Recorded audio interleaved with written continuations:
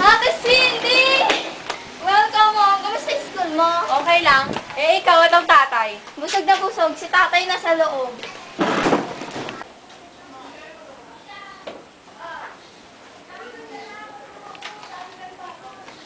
Tay!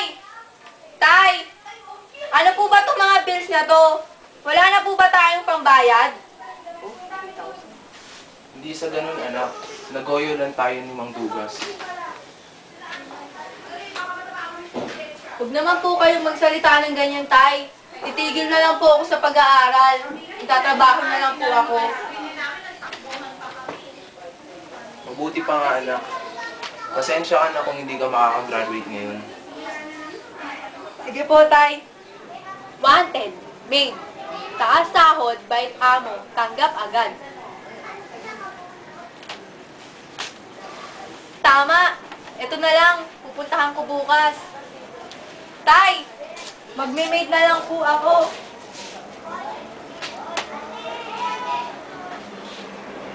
Sigurado ka ba dyan, anak? Opo, Tay. Sige, mag-iingat ka. Sandali lang!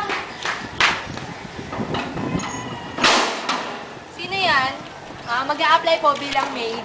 Sandali lang po. Sino yan? Sino ka? Mag-a-apply po bilang tutulong. Tanggap ka na. Aso.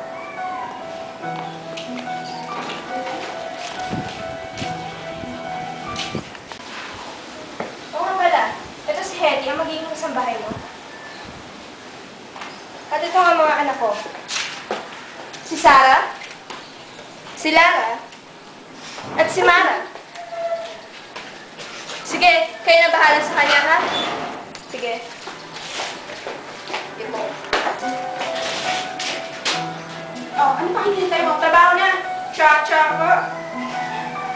Bigay ka lang ka, ha? Tama ka dyan, sister!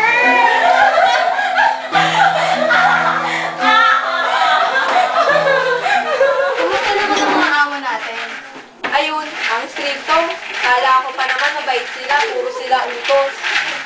Ganyan din ako sa simula. Yung isa ko nga kasama nagpakamatay dahil hindi na niya kaya.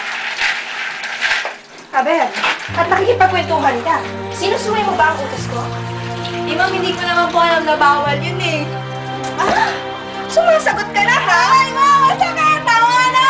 Ma'am, tama na po. Tama na. Pwede, bumalik ka na sa trabaho mo? Sa susunod, hindi ka na makakain simula ngayon hanggang bukas. Tandaan mo yun, ha?